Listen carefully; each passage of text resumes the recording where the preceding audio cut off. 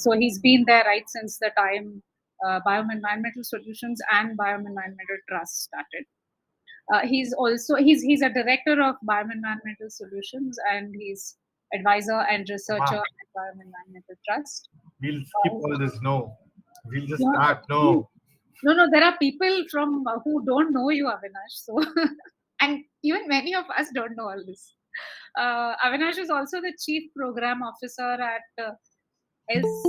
Cube IDF, which is Small Scale Sustainable Infrastructure Development Fund, and he's been with them since 2010. So Avinash has, before all of this, he has worked in Infosys. Uh, and there he managed international client relationships and led teams. And in his own words, he finds the intersection of ecology, people and cultures, technology and livelihoods very fascinating. And he always tries and bring all of these threads together in whatever he does.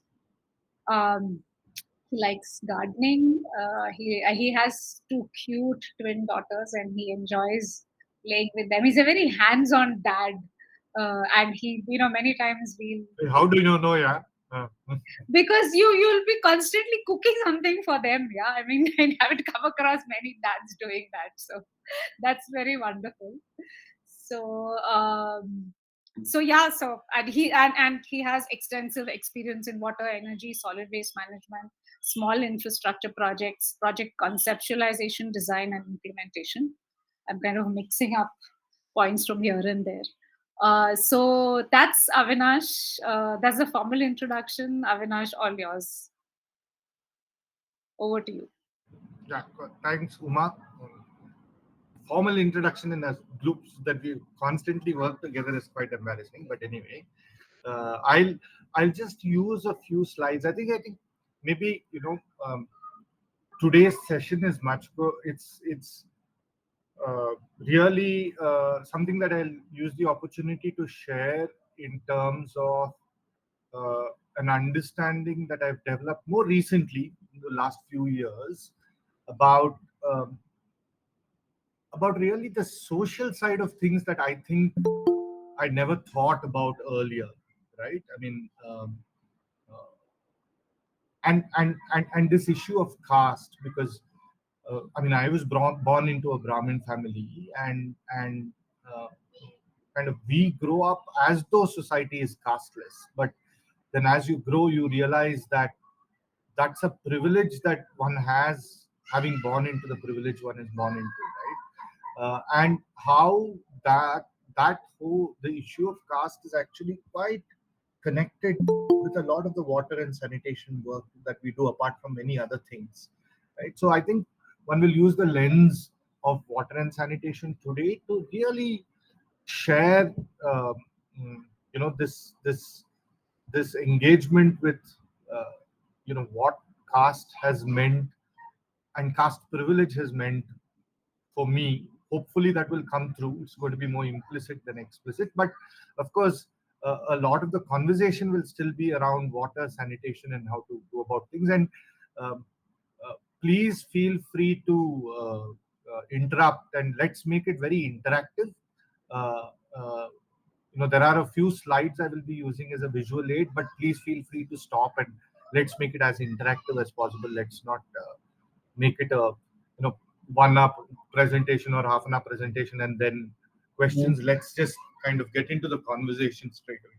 I'll just get it going by just sharing a few slides. What I will start with is the technical definition of manual scavenging and where it happens and why it happens right now, and a little bit about the law. I think these two will be, the primary things that I will share with all of you uh, as an input to start off the conversation. Visible now? Yeah, Hello? yeah, Yeah. yeah, yeah. Yeah. Okay. So this, before we had toilets of the kind that we're all used to, uh, right? And the first kind of sewage system, so to say, in India emerged. If I keep ancient history aside, if I keep the if I keep Harappa and Mohenjo-daro and Indus Valley and those systems aside, the more modern period. Actually, I think the first sewage systems, actually, Bangalore was among the earliest cities to get the sewage systems in India, and it happened in late 1890s, if I'm right, right? Uh, but for a large part, the toilets in kind of 1800s, lots of time up, right up till the early 2000s, could be something like this, right? I mean, it's a toilet essentially, uh, which is called a dry toilet, not dry toilet as in the eco-sand that we speak about today, but a dry toilet in the sense that essentially you have a place where you take a dump, right? There's access to uh, the this shit through in a street at the back. So you see this, the access to this. You see the the photo that you see on the right is uh, accessing the toilet on the left of this photo, right? So you can imagine, and a lot of that, essentially you do your morning job or evening job or whatever, and once a day someone actually comes and picks up whatever you've done into a basket like that and takes it away, and it's all done manual, right? So that's the official definition, or the official, or the form of manual scavenging that used to happen for a very long time, and it persisted till kind of it still persists in some parts of North India. However, in the south, it's more or less gone in this form, because most of the dry toilets are done. But even in the early 2000s, you must have heard of Vezwada Wilson, of the Safai Karmachari Andolan. He did a long kind of a process of campaigning and going into different towns in Andhra Pradesh during the early 2000s and breaking down any, especially public toilets, which were of this nature, of a dry toilet nature, where you had to manually pick it up. But this is only the historical version of manual scavenging, right? And in 1993, we know that there was a prohibition of the Manual Scavenging Act, right? And this kind of a dry toilet got prohibited.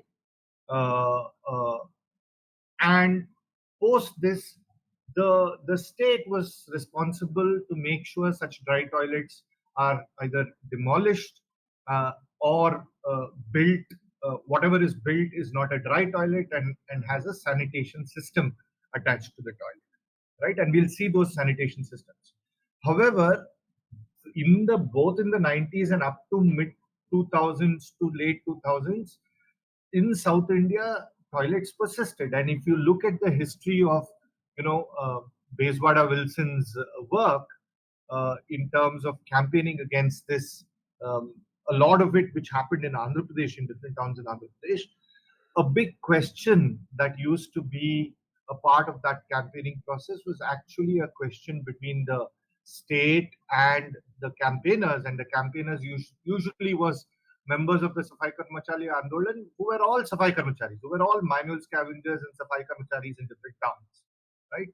And so the question that was asked to them is, then where do people, how do people go to the toilet, right? So that for a long time, that was the question. And for a long time, why I share that story is, for a very long time, uh, uh, you know, it was assumed, and kind of society functioned with the assumption that uh, there will be a set of people who will clean toilets of this nature, and that assumption, or that segment of population was required to do this for the rest of society to function. Kind of everybody functioned with that assumption, right? And of course, today, if we now kind of look at manual scavenging, technically now, what are the kind of things that happen, right? Today, what are the systems that we have? So here is the on-site sanitation systems, the one where you're not connected to the piped sewage, right? You have the single pit toilet, right? Which is the most common toilet that you will find today everywhere. We have the twin pit toilets, and we have septic tanks, right, in the on-site sanitation systems. We know that ideally, if you have a proper twin pit toilet in a place where the water table is not high, and you let the first pit fill up and then start using the second pit, by the time the second pit fills up, it's actually safe for the first pit for you to empty the first pit, right? A good, well designed twin pit toilet in a place where water table is not high would be safe. And ideally, such a system would not need manual scavenging, so to say, right? However, in practice, twin pit toilets are not the most common. Most places, if you travel, single pit toilets are there. Even the Swachh Bharat mission, in 2018, I think Karnataka declared itself open defecation free. We know that it's not entirely true that open defecation has completely been eradicated. There is the practice still happens, but whatever toilets have got built under Swachh Bharat mission, especially Swachh Bharat mission one, a lot of them were single pit toilets. And a single pit toilet, when you try to empty a single pit toilet, right? If you're using it using a vacuum, honeysucker, etc., that's fine. But in many places, it's emptied manually, and if you empty it manually, you're doing a very you're not doing something that's very significantly different from this photo, right?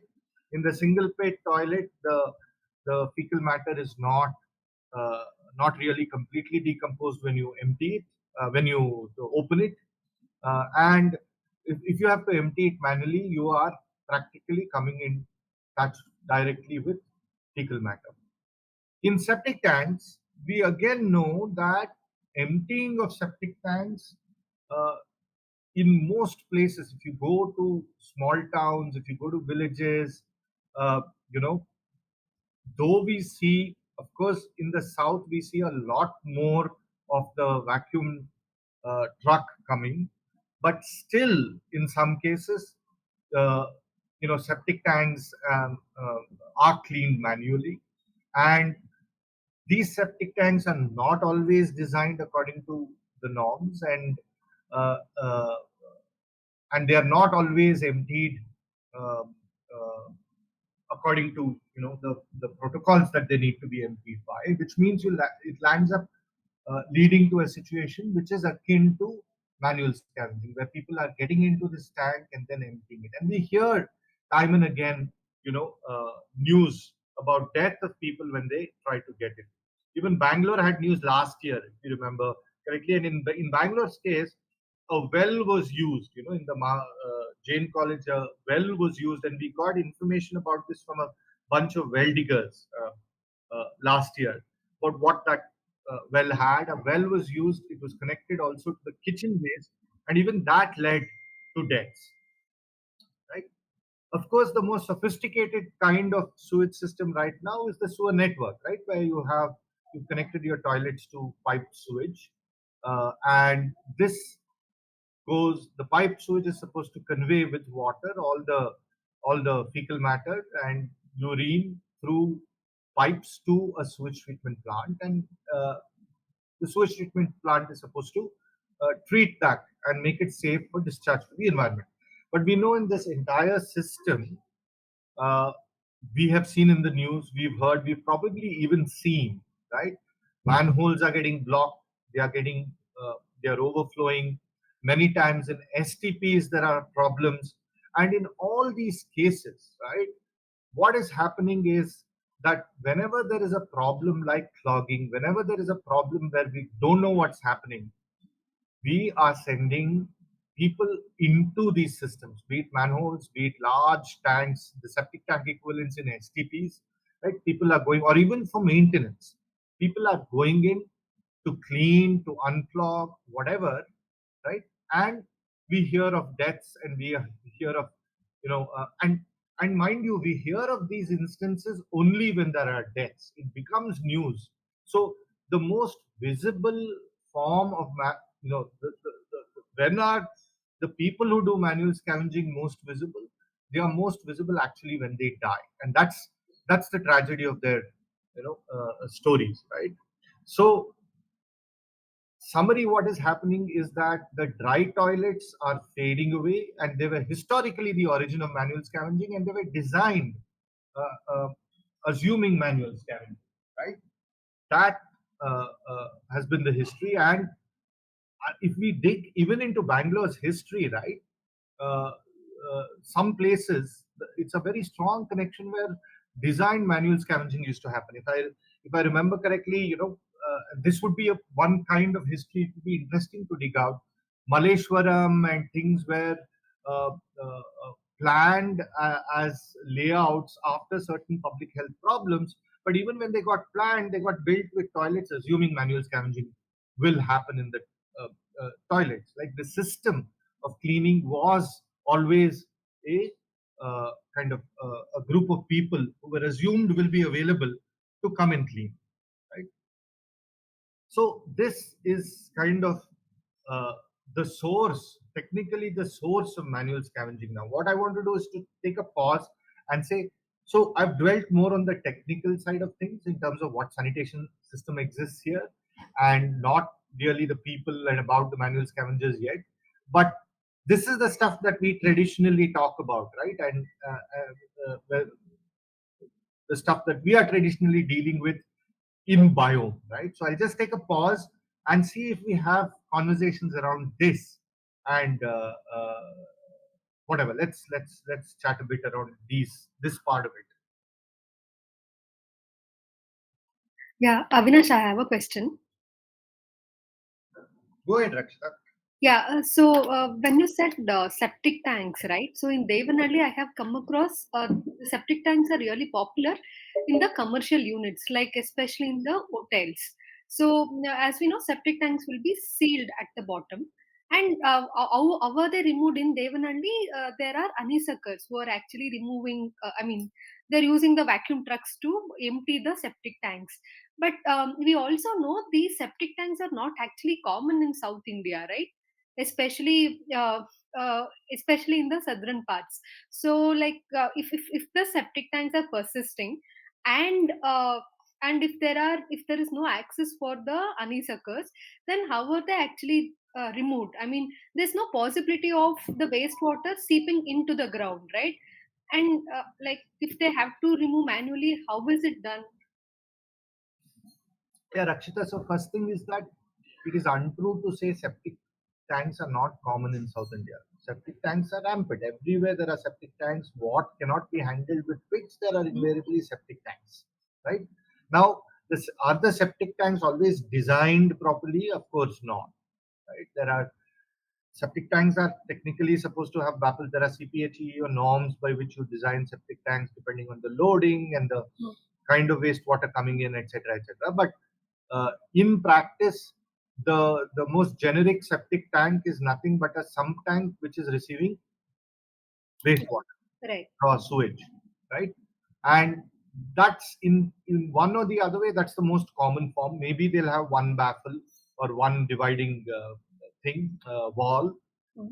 Some of them have a small overflow pipe which is connected to a leach pit, right? Which is the point that you're making, which allows for soak away to happen, Okay, okay.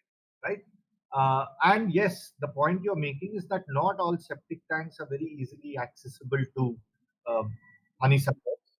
Thankfully, my own opinion is that in the south, what I've observed is that more and more people are becoming, choosing to empty using honeysuckers and vacuum trucks.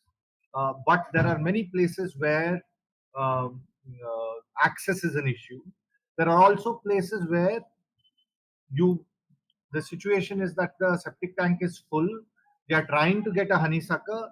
They don't have a honeysucker immediately available, and therefore they choose to see if they can get it manually cleaned. Even that situation happens often. So, does that answer your question, Rakshita? But Avinash, you mentioned, septic tanks will be connected to leach pits, right? And we also know they are not properly designed. And if there is no access to the honeysuckers, then how will they remove? like how in Tumkur, like we saw manual scavenging used to happen, and manual scavengers used to take out all the liquid using buckets and drums, and Correct. that was the situation, right? Like, have you come across in any situations like this, like when Yeah. septic tank is manually cleaned? I have not. I have seen that even in, for example, there was a. I will not take names. In a Huh? place where we did rainwater harvesting, Hmm? in a it was in a home for the elderly. They had actually built a what they tried to do as divats, and in the Hmm? maintenance of divats, Correct. forget about emptying. In the maintenance of divats, in the emptying of that divats, we've seen what practically should be called manual scavenging happening. Okay. So it does happen. So what you're saying is true, that when the access for a honeysucker is not there, people land up still calling people who will come and get in, emptying it through buckets. So that practice is there, but that practice, I think, in the south, in Karnataka, is coming down. That Right. there is a trend of it coming down. Right. Yeah. Avinash, I had a question about the single pit toilet. Yeah, So I have seen and used in farms, in three different farms, a shallow pit single pit toilet, where you do your job, you wash yourself, and you just cover it with dry leaves or mud, and you leave it. So if that once that and that pit is not very deep. I mean, the pit was variable in the three different farms, but the principle of that, this is a permaculture kind of thing where you don't make the pit very deep, so that even it may fill up, if say suppose a family is using it, see, it may fill up in a couple of months. Then you cover it up, or you just mark that that area, that toilet pit was there, cover it up and dig a fresh one in another place, leave it as it is for about 6 odd months, and then that compost, so if you want you can harvest it, harvest the manure later on after 6 or 8 months or even a year, and use it. Or if you don't want to harvest it, you can put a sapling there or a seed there, and maybe you can put a tree sapling there and it'll grow.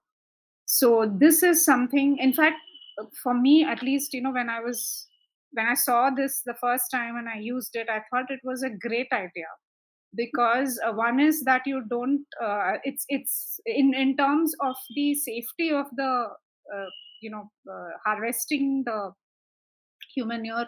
It is similar to your twin leach pit, except that twin leach pit is more constructed. This doesn't even require much construction. You just need to dig a pit and make put two planks as footrests, and you can, for privacy, you can either put a, and if the place that I had gone to actually had a zip up tent, and later on they replaced it with some woven bamboo sheets with a door and a roof.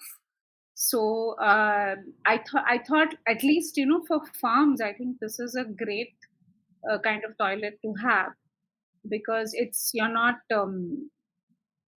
not using water. It's not, there's no flushing involved, so you're not using water. You're only using water to Yeah, wash. you're talking about some form of ecosan here, right? Effectively, you're talking about some form of It's ecosan. a, yeah, it's a very Minimal. So, rudimentary so ecosan with see, very little yeah, construction. correct. Yeah. So that's what. So here, see, as long as you're not driving a process of scavenging, right? I mean, I'm coming to the technical definition of manual scavenging after, from the law perspective as a second step. But here, when you are, see, the principle is the same. Are you willing to take care of your own waste, Yes. right? And this is the example you're giving. There is no, you're not relying on anybody. There's so as a system, single leach pit is a in the case that you are talking about, Uma, for example, when you plant a tree or whatever in that place, you will shift the whole toilet, right? And you will shift the Yes. whole toilet and put it in a different place. Yeah. So it's a variation of the twin leach pit. Effectively, it's a variation of the twin leach pit, right? the principle is that what is it that's sanitizing the shit and making it safe? It is to confine it in a pit and give it time, Time. right? And in the eco-sand case, you're also dehydrating it, right? In the traditional twin leach pit, you don't necessarily dehydrate it, you give it time, and you give it enough time that it completely decomposes, right? And if it completely decomposes, then after the complete decomposition, it's safe, right? So the practice that you are talking about in the farm is fine. However, when you quickly bring that kind of a thing in the city, and the It's not. emptying is not done by the people using the toilet, then the problem begins, right? Plus, there's also no place in the city to, unless you have a really big house with a big compound or something. You cannot Yeah. have a toilet like that. So the reason I brought this up was, in terms of the,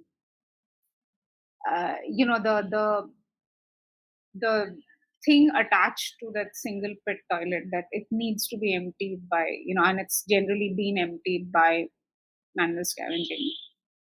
That, the stigma or that eek factor about it has been kind of transferred to this kind of self-managed, uh, permaculture based approach, single pit toilet in farms. That's what I meant to point out. Yeah. So we should remember that what I just shared now are different kinds of sanitation systems, right? And what is the purpose of these sanitation systems? And now maybe are there other questions, or should I continue with the conversation, move into the law and the other things? Are there any questions around what we've discussed so far?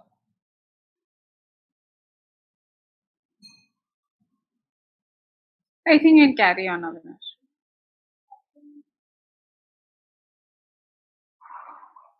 A quick one. So when we go to the mountains and in a homestay or something where what Uma described, it's similar, but it's not a farm. And so one of the places where I used was, it is on the first floor, you use the toilet, and again you put ash or hay or whatever that they keep it on top of it and leave it. This is in the winter mainly. And then they take it out. So this becomes what kind of a, is this single pit toilet? What would you call this?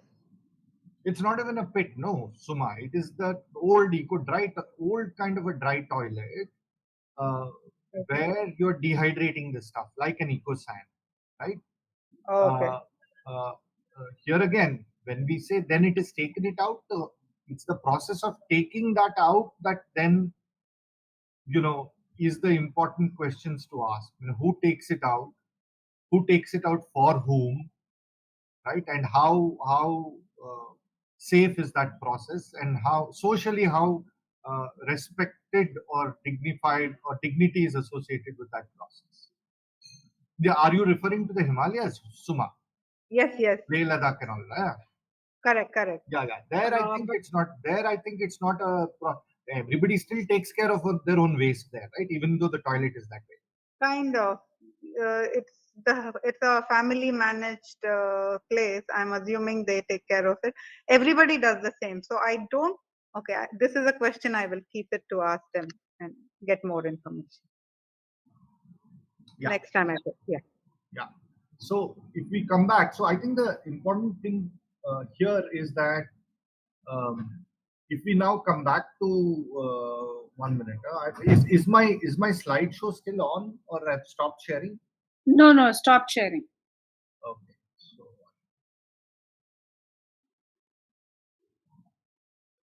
So the thing is this, that if we now look at uh,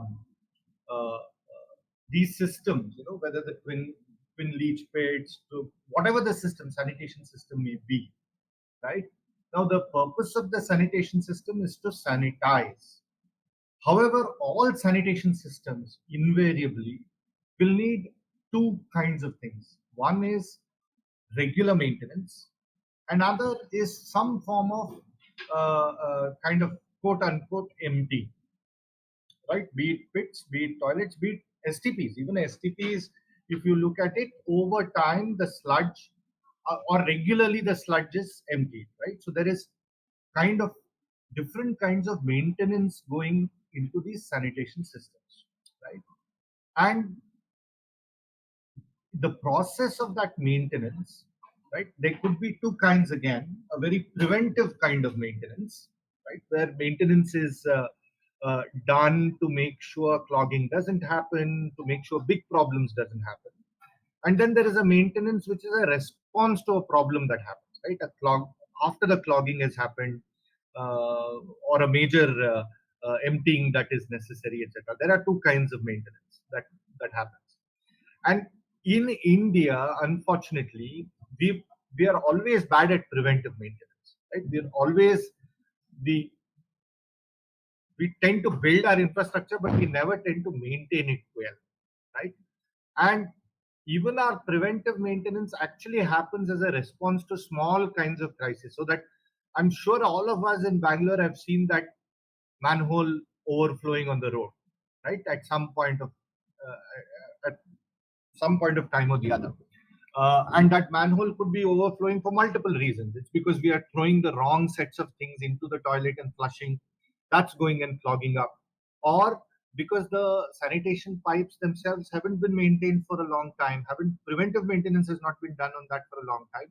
And so there's a buildup of sludge at critical points there, and that is causing the block, right? And so it doesn't matter, the point I want to make is that it doesn't matter how sophisticated our system is, be it the humble single pit toilet or the complicated membrane based bioreactor sewage treatment plant, right? And when we talk about such a sewage treatment plant, all the pipes that take the sewage to that is a part of the system. It doesn't matter how sophisticated the system is, the points of failure of the system, right? Whenever there is a failure in the system, such as a blockage and overflow, etc., what quickly happens, right, is that we have a bunch of people who we call, right, and they come in and they, at great, in sheer safety terms and at great risk to their lives and at great risk to their own health, they go in, and that's one part of it. But uh, uh, the other part of it is, who are these people? If we ask the question, who are these people? These people have traditionally been the same set of people, right, who have been asked to do this work, and who have been asked to do this work since centuries now, right? And prior to the emergence of toilets and urban settlements, etc., such strong urban settlements, etc., they were still, among the people who were uh, actually uh, in the official kind of caste occupation sense, uh, were supposed to remove the carcasses of animals from villages, out from the villages into uh, to clean up the village with the carcasses of animals, right? And these in Karnataka, and this caste of people are called with various names in various states. In Karnataka, they're called the Madigas, sometimes also the Holayas, right? Even we've seen in this time's Karnataka election the subcaste kind of uh, reservation within caste, the subcastes, that became a strong contention in politics. Uh, so Holayas and Madigas are the uh, quote unquote lowest in the low caste hierarchy in Karnataka. In Tamil Nadu, they are called Arundhatiyars. In UP and Haryana, for example, they are called Mehtars. So every state has the equivalent of this caste with different names, and uh, this occupation goes from parents to child amongst the members of this caste. In South India, of late, there has been some mobility. These were also the castes who were, by the way, subject to a lot of the bonded labor. So they were, for example, historically also agricultural labor who were bonded. They are also the caste who are, for example, the Devadasis in Raichur, who were subject to the occupation of the Devadasis, which has its own history in tech. So these are, the whole bunch of subcastes here. We club them together and refer to them as Dalits now, more broadly.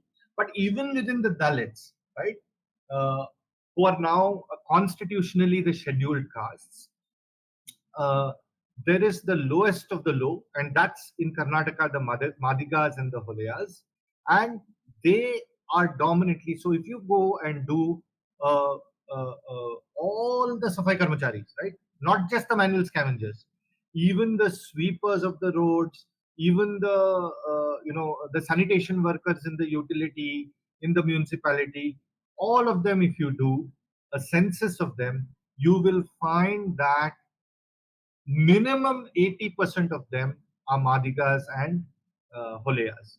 Yes, there is a 20 other percent who are also some other Dalit castes, typically some other Dalit castes. Sometimes there are many Muslims in that category, and very rarely there are OBCs and and upper castes are almost nil, right? And I think that this kind of uh, uh, um,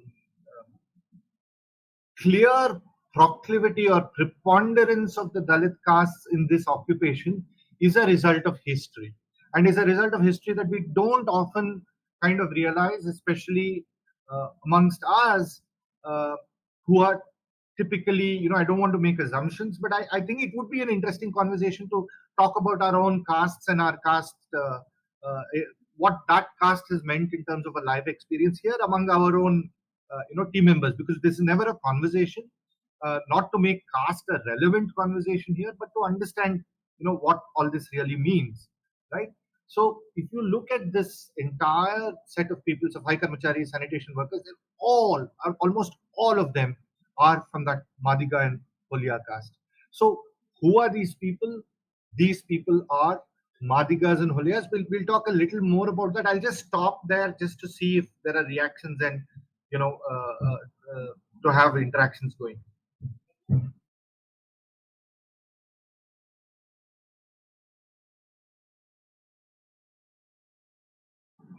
Nothing. Tell How, us a how, bit about that history, Avinash. which part of the history becomes so? Whatever. What I will do? Okay, what I will do is I will try and connect it. For example, I will not so much history, Uma. I don't think that uh, uh, the history of this. Firstly, one understands very little about to begin to share.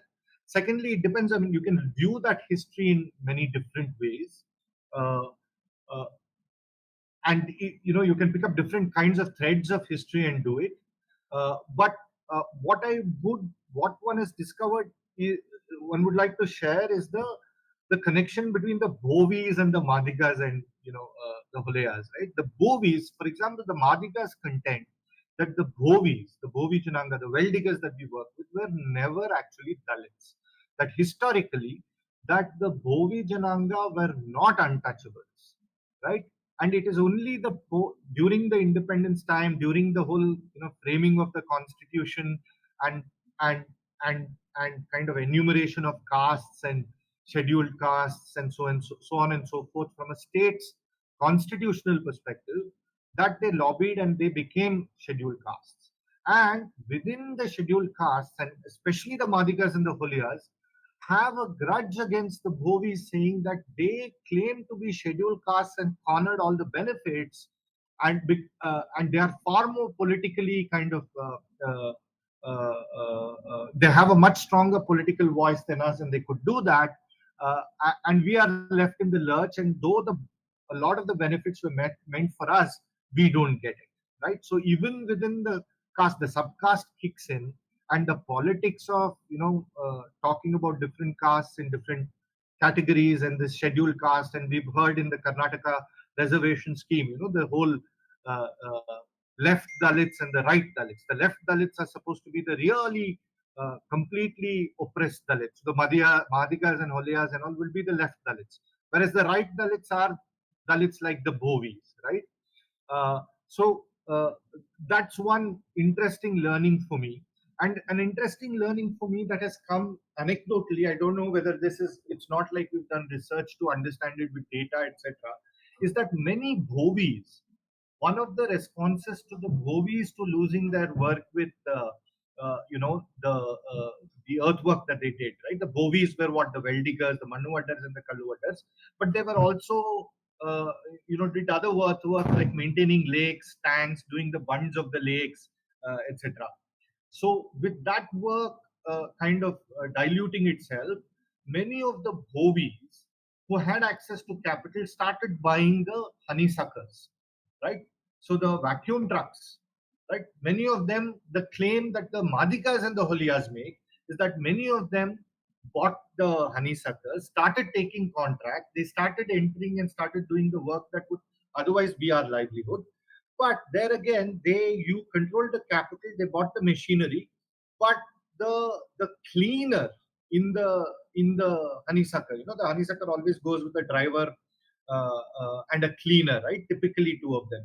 The cleaner, though not as rigidly as traditional caste occupation, the pattern again would be that the cleaner, and what would the cleaner do? He's the one getting off the thing, inserting the pipe, dealing with actually the interface with the septic tank and the pit toilet or whatever. That the cleaners would tend to be Madhika caste, whereas the owners of the trucks would tend to be Bovi, and the drivers could be from many other castes, typically not the Dalit caste, right? So this is, for example, again, this is an oral history that one has kind of come across by talking to many people, by many of the manual scavengers saying this is what is happening. And I thought that's a very interesting thing to share for us, because how the Madhikas and the Holiyas look at the Manuvaddars and the Kalluvaddars are very different sometimes from the way we would look at the Manuvaddars and the Kalluvaddars. So I'll just stop there again after this story for uh, thing. I listen, guys. Interact. No, I derive my energy from you guys. Otherwise, you can blindly go on and just share information, and that's not fun.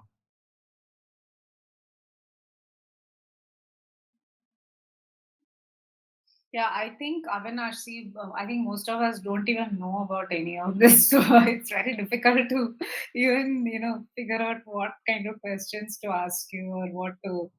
Sure. So Okay. I had I was just wondering. So as you said, like the way we look at movies is very different from the way the Adigas and the Indias look at movies. So when you're kind of working with them, what kind of dynamics come up, and how do you manage that?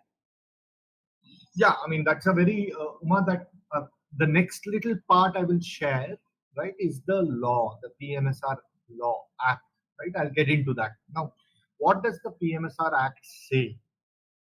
There are kind of broadly three parts to the act, right? One part is the prohibition part, saying that the employment of manual scavengers is now not allowed, right? And between the 93 Act, in the 93 Act of Prohibition of Employment of Manual Scavenging, uh, what that act did is actually not only did it say that the person employing the manual scavenger is violating the law, it also said that the manual scavenger who's doing the work is violating the law. Okay, so it even it victimized the victim in the first version of the law, right? Because of which many of the manual scavengers themselves did not want anything to do with the state machinery, anything to do with law enforcement, anything to, because that was their livelihood. There was no clear attempt by law to say this is their livelihood. How will they live otherwise, right? And historically, this was a community, as I said. What was the broad kind of standing of this community in society? That they are essentially menial workers or bonded laborers, right? And they don't deserve opportunity, they don't deserve education, they don't. So we've you know I if you read the story of Ambedkar's early life, of what experience he went through in school, or that of other thing. I'm using Ambedkar because Ambedkar as an example, because of Ambedkar as an icon, right? What is their overall experience in their life? Their experiences, society is telling them you don't deserve opportunity, you don't deserve to be educated, you don't. That's the constant humiliation that as a society we've historically subjected that community to, right? And we see that some of those attitudes, if you closely see in our own lives today, right? I mean, I keep giving this example, in but this is not to villainize my father, it is just to see how some of these caste attitudes are socialized amongst us, right?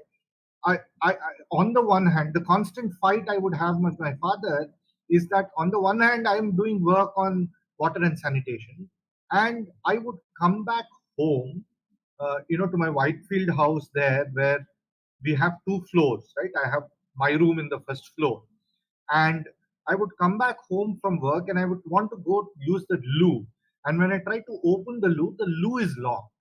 And I would come and ask my dad, why is the loo locked? And he would say that the loo is locked because I'm worried that the help who comes home to, help out at home, will use the loo. You see how caste persists even today amongst some of these practices. And that would be a huge fight between me and my father, right? Saying, why not? Why can't she use the loo? There I am going, and, part of this was in the early 2000s. This story, a lot of these fights I used to have with my father in the early 2000s, where part of the work was also, that was the time talking about toilets, talking about access to sanitation to women. These were very strong conversations there, right?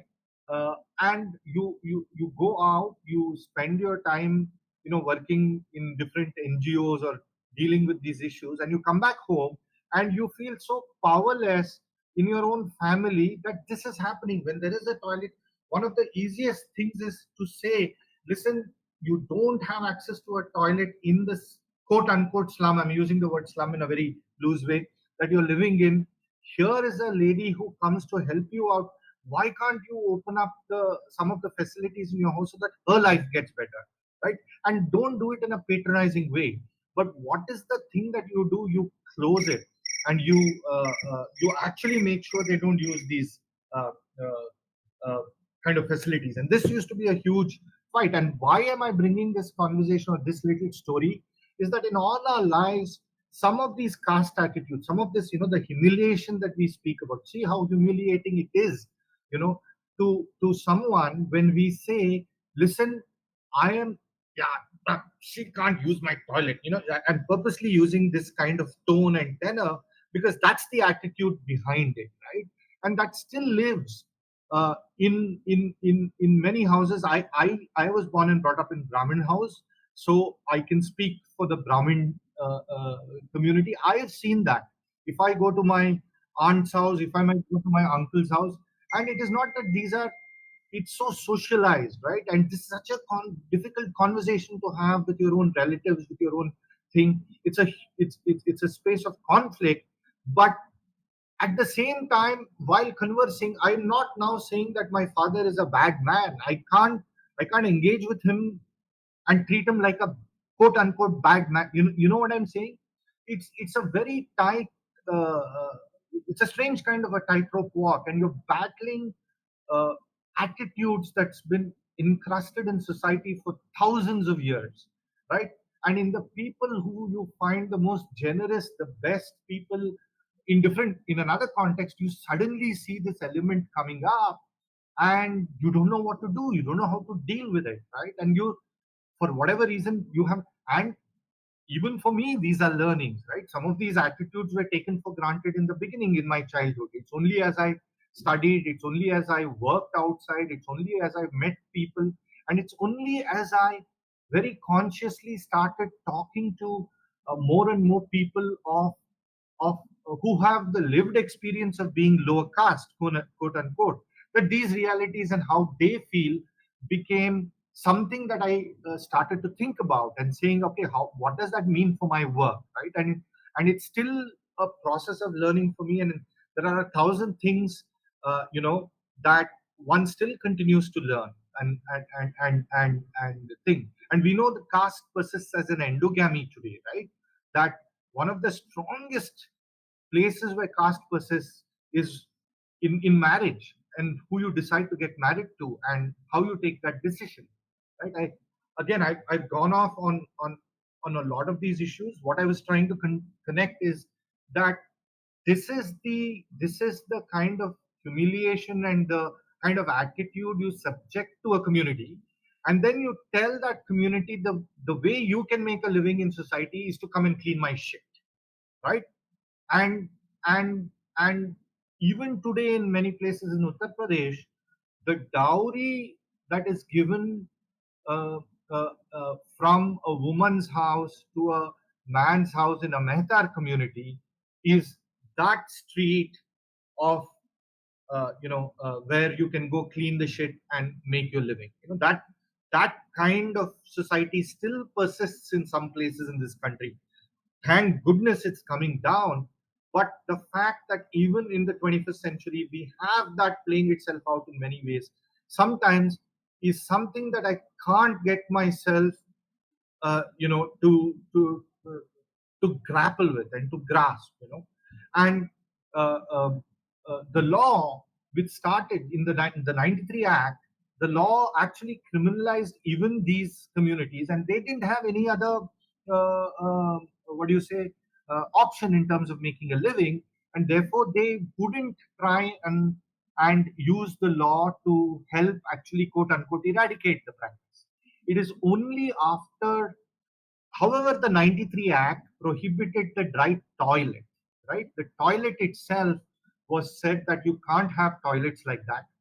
And that actually became a kind of a barrier for ecosan Uma, the point that you were making in the earlier part of the conversation. For ecosan to really take off, this law, there was a legal hurdle, and in the legal hurdle, the 93 Act stated that any toilet without a water seal is a dry toilet and is prohibited, right? So a flush toilet where there is a water seal is the norm in India, to say that only when a toilet is like this, that manual scavenging, at least in the traditional sense of lifting fresh feces, taking it in a bucket or taking it in a headload and going. So the first legal reaction was to prohibit those toilets. However, these kind of toilets persisted.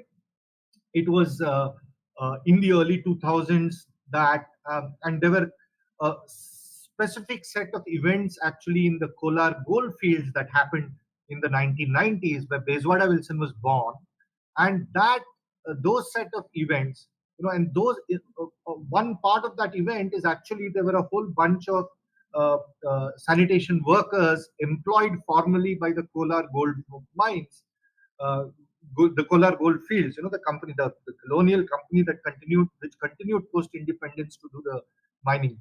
That that company actually would officially employ manual scavengers. Institutionally, there were manual scavengers on the rolls who went into the mines and took the shit away from the miners, because miners had to spend a lot of time in the mines, and many times they would just take a dump here, there, and everywhere, right?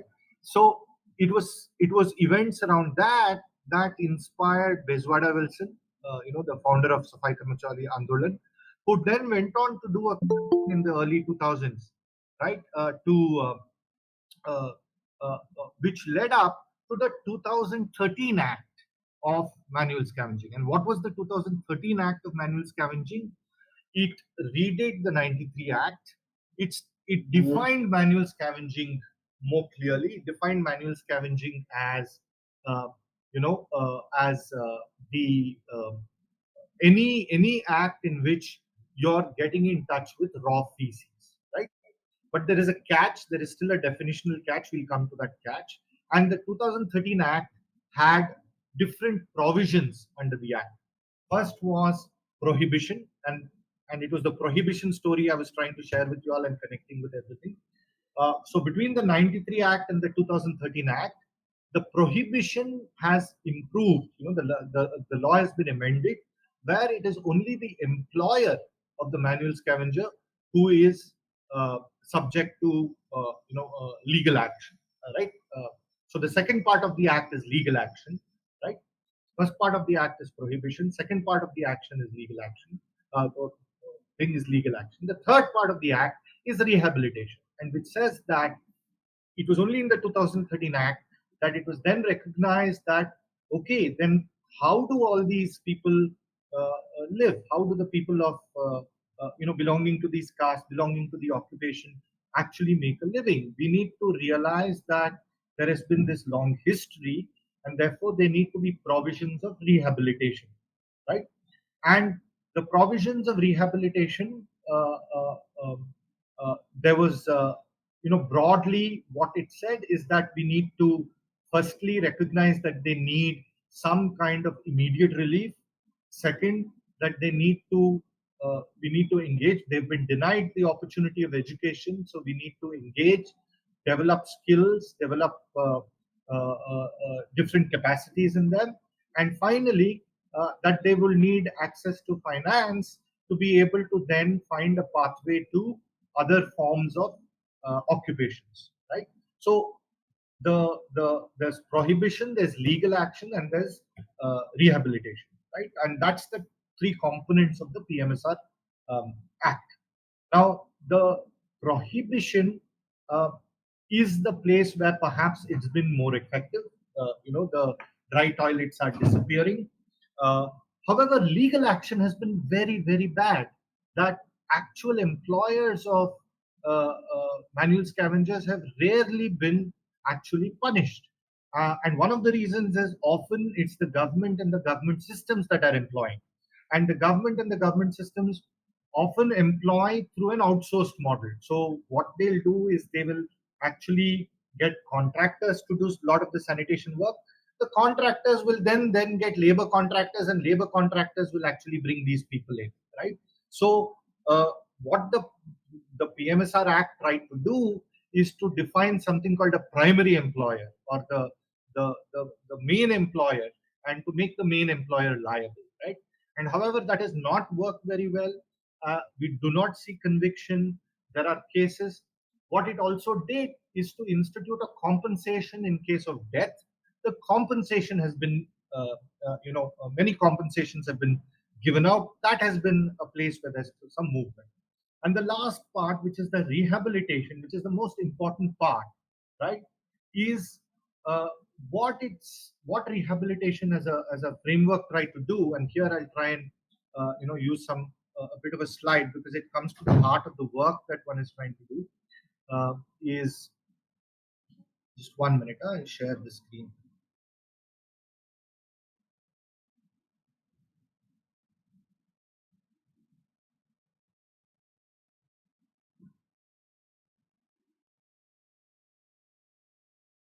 Can you see the screen?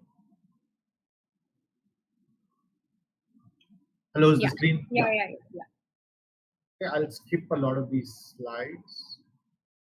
Let's see. We'll come back to comment. Yeah, if you look at the rehabilitation process, right? Uh,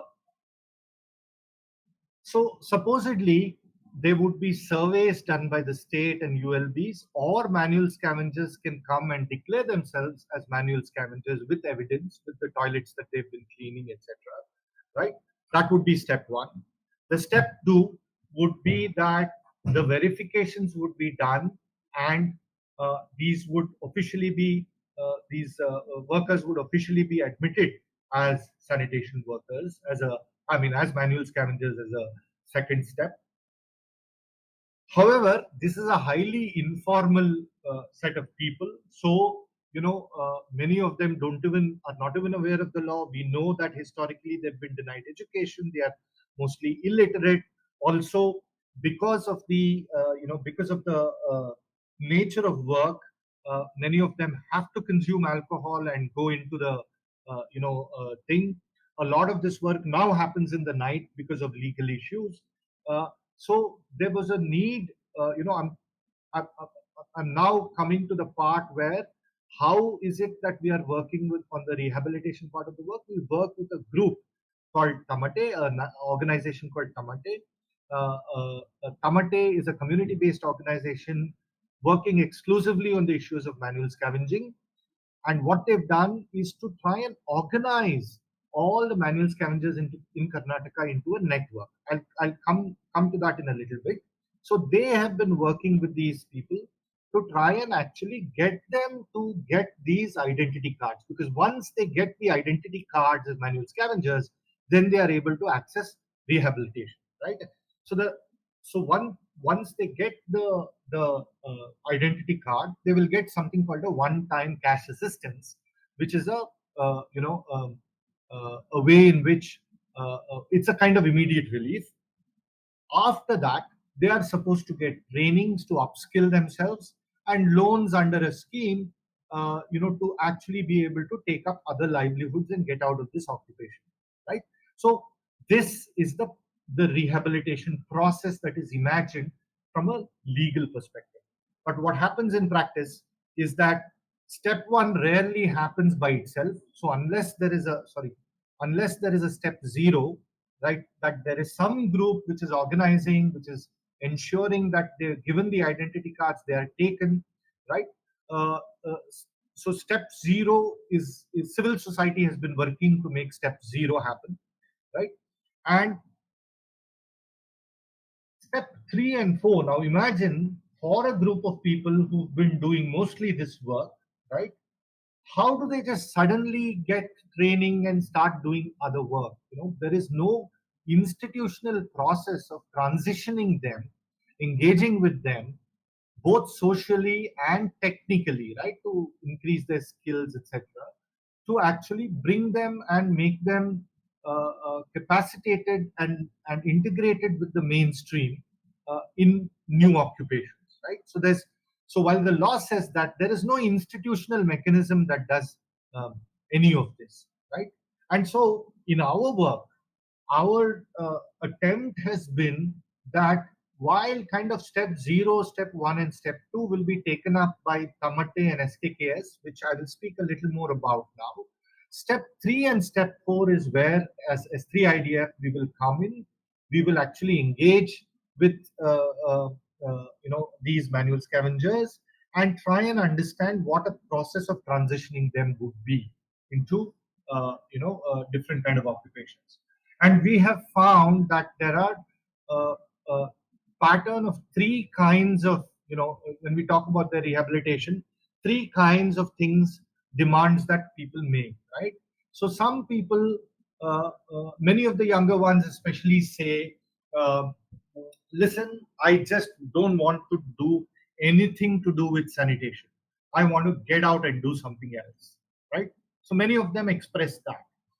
And then you have a conversation, and depending on where they are, depending on what they are familiar with, depending on which part of the state they are in, they are expressing and saying, I will do small trade, I will set up a petty shop, I will take up a small dairy, etc., etc. So many different kinds of occupations.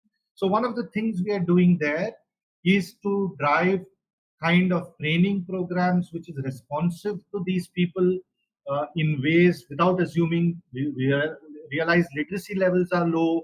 So engaging with them in ways in which we try and skill them for these kind of other things that they choose by themselves, and ensuring that transition, finance for that transition comes through, and help even after they come into those new kind of occupations, help them for a little while till they get integrated and acclimatized there. So we are still in the very early stages of trying this whole process, but we work with around 60 scavengers in Bangalore rural district. Most of them who said, I just want to buy 2 cows and start a small dairy because it's easiest way for me for integrating into the mainstream. There are another set of people who say, listen, I've done sanitation work all through, please find me, I'll get out of manual scavenging, but find me some kind of work within the sanitation sector, right? And this could be as a safai karmachari, as a official town sweeper as official. A lot of the women, for example, say, listen, I want to become a sweeper in the town. If I get a government job, I get insurance, I get, all of that. I at least get a monthly salary, I have stability. And sanitation workers themselves have some, entitlements. For example, their children can get scholarship for studying, etc. Right? So many of them express they want to become Safai Karmacharis. Some more ambitious ones of them, younger ones, have been expressing and saying in the new imaginations. We are now talking about post Swachh Bharat mission. We are talking about as FSTPs and new kinds of STPs and all of that. They say in that new imagination of the sanitation system, why can't we either be employed in that sanitation chain formally, uh, train us, and we will take up skilled jobs there, or can't I run? Many of them who've seen the Bovi community, who's taken up their own machine and run. Some of them say these are more few because this has more risks. But these are the ambitious ones who say, I will help me buy a machine, and I will provide a emptying service that that I will run as a business, or I will run as a business which it will be even better if the town officially gives me work, so that I'm guaranteed work, right? So people who want to take up this technology and do it. So that's some part. Then there are some people who say, listen, just give me a job, right? Just like, in the town municipal council, give me a job. One of the imaginations is can they become housekeeping staff somewhere. So these are the range of expressions that they have about what they want to do. What is also clear is that as a generational sense, right, some of these people are older people. Some of the manual scavengers are old now, right? I mean, they are 60 plus. Then some of them have actually managed that their children has at least done some high school PU, and those kind of children have by themselves, younger people now, kind of taken up other odd jobs or other odd small micro enterprises. And our work now is to try and strengthen those things. But for the children of many of these, the idea is, can we ensure that there is education that is happening, right? And for education, there just some of the supplementary work that is being done is to say, imagine this thing called a Bhimashale, right? Where these children go to school, yes, government school for free, but there's no environment at home for them to study. So what Tamate and SKKS is doing is setting up something called a Bhimashale, where uh, and these Bhima Shalets are held through volunteers within these communities. And all of these people tend to live in colonies at the edges of villages or in ghettos, in slums, etc., in different parts of towns and cities. And so Bhima Shalets in these towns and cities are places where the children of the workers can come, they get help, they are, what do you say, encouraged to study. There is someone volunteering to help teach them. So it's a supplementary system which gives them the environment that perhaps all of us got in our houses from our parents for studying, but these kids never have that opportunity. So Bhima Shale tries to create a culture of education, and what Amate and SKKs continue to do is to connect them to hostels, connect them to scholarships, try and make sure they study as long as they can, right? So, so the rehabilitation consists of all of this. It also consists of other kinds of benefits of connecting them to government SC schemes for housing, for insurance, for healthcare, etc. But as you all would understand, doing all of this, see our experience of trying to get something with the well diggers going, to access during COVID, we saw the challenges we saw in that, right? So here, these are rife with different kinds of challenges, right? So this is the rehabilitation part. Again, I'll stop here to see if there's any conversation to do, and then go back to Tamate and a little bit of that, and back to the PMSR Act a little bit, which connects to sanitation.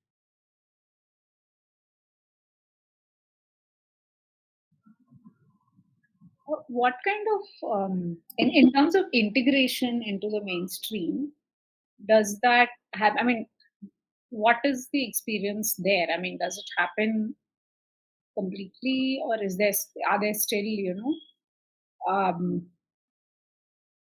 Yeah, people this identifying them, yeah. There are some identifying caste and keeping them at an arm's length? there are challenges, there are good stories also. They are happening hand in hand. There is a story of Pit Narayana who became a steel Narayana, right? So overcoming the, cleaning the what he was called a Pit Narayana in a village. He's now selling uh, steel utensils and goes door to door in different villages, sells utensils and makes a living like that. He has been able to, for example, reinvent himself as Steel Narayana, and he's not faced a lot of problem. But this question, Uma, has a got a lot to do with the larger social setting and where this thing is happening.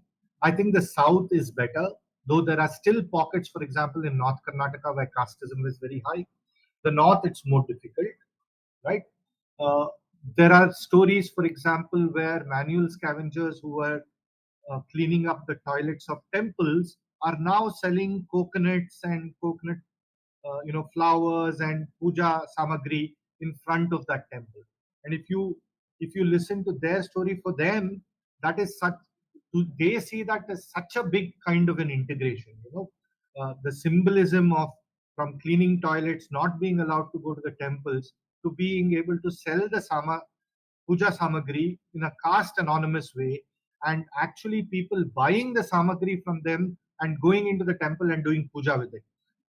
So to them, they talk about this as a great kind of integration, and they don't talk about my business is doing well or I'm doing a good income, right? It's a very social narrative of integration that they focus on. So these kind of stories are there, but there are also kind of stories where they say, where there's fear and say, listen, if I set up a tea shop, will people come and drink tea from me, right? In the south, in Karnataka, the social integration seems to be much better. The other stories are, where the fear that even in the new occupation that they will not be accepted comes to me. I haven't seen it firsthand because I've worked so far mostly in South Karnataka. I hear stories of it from representatives who come from North Karnataka in the networks meetings. But I hear that this is a bigger challenge in the north of India, in UP, the Hindi, what we call the Hindi belt, much more than it is in the south, though Tamil Nadu sometimes has it. Kerala is supposed to be progressive. Andhra Pradesh, it's a mixed bag. But somehow the south and Maharashtra, the political consciousness and rights assertion of the Dalit communities has been much stronger, historically, all the way back from if we go back to Pule's time, right? I mean, Jyotirao Phule and the work that Jyotirao Phule did, and many intellectuals later came in and did the work of Christian missionaries in Tamil Nadu. So there's a very strong caste-based politics that actually enables rights assertion in Tamil Nadu, right? So these social histories become very, very important to answer the question you asked, Uma. So it's not just about the process, the technical process that I just presented to you, but also this larger social political setting. Karnataka actually has a very interesting history. In Karnataka, there was a Dalit minister under Devaraj Ara's time in the 70s called Basavalingappa. And among the few non-reserved category MLAs of Karnataka, who was an SC, who's called IPD Salappa, who did a lot of work to make sanitation workers and their rights very visible to the state in Karnataka. That's a story in itself. I can share that. I can share some links to articles and some books around that if you're interested. But that history has been very important for the better kind of situation in the south, Uma, in terms of that larger integration. Thanks, Avinash. I think the other quick story I want to share is that of Kamate. I'll just again share a few. Is the slide still on? No, no. I think you go ahead, Avinash. Yeah. So just quickly about Tamate, because I wanted to share that. So you know the the earliest times when I kind of got um, started asking questions and thinking about these issues was actually when I did the sanitation safety plan in Devanalli. Because what came out very clear in the Devanalli sanitation safety plan process is the biggest risks are being taken by the sanitation workers. And then one started talking to sanitation workers, and the question was, hey, listen, why is it in our work we talk so much about well diggers, we talk so much about work with plumbers and thing earlier in the rainwater harvesting bit. But sanitation workers was never a strong conversation, right? And that's how then, reading articles in paper, I reached out to Dr. Oblesh, who started Tamate. So Tamate is a very interesting thing. Tamate is the drum that you see, right? It's not what you see in the picture is not this traditional drum. It's actually made from the skin of cows, right? And remember, this traditionally was a community which pulled out carcasses from the village, right? Uh, and so they used the skin to make a drum, and it became their instrument, right? And that instrument, again, in villages, in the history of India, in the history of the villages here, the drum became something that the village, if you look at the kind of village structure here in Karnataka, the Vakaligas in South Karnataka, Vakaligas are very dominant, and the Urin Gauda, that is the kind of words used, right? He's the headman of the village, right? So the Gaudas, what Oblate says is the Gaudas would demand that the Dalits, that the Madigas use the drums to actually announce weddings, announce deaths, announce births. So any social occasion, the traditional form of broadcasting would be that the Madiga would beat the drum and announcements would be made, right? And the Madiga was, of course, bonded labor to the Gauda. The Madiga was, of course, pulling out the carcasses from the villages, right? So these were the traditional occupations.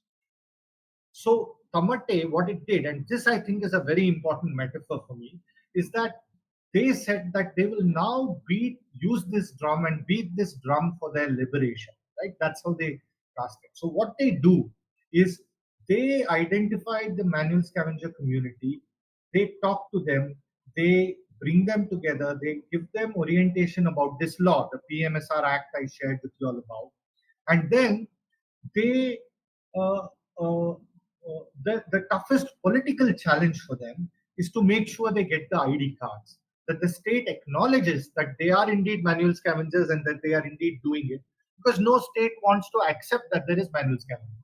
So how do they do it? They take these tamate, they go in front of DC office. So this photo that you see is a dharna they are doing in front of the DC office in near Devanalli. In the it's the Devanalli Taluk DC office, right? And Bangalore Rural DC office. And they do these dharnas, and that's how they create the conversation with, and they have songs. They've composed, some of the artists within this community have composed some fantastic songs around, around Safai Karmacharis' lives, around the lives of manual scavengers. And they go and sing these songs, and that's how they start advocating with the state and create the process of getting uh, you know um, uh, uh, their ID cards, right? And in Karnataka, they estimate there are around 80,000 manual scavengers, according to the network. And they've done this estimation based on sanitation infrastructure and data from the government around how many honeysuckers are there, and data from Swachh Bharat missions of how many toilets have been built, etc. They've triangulated, and they've said, okay, it means that at least so many toilets need to be emptied manually, and if so many toilets are being emptied manually, at least so many manual scavengers need to be there. That's how they've arrived at that.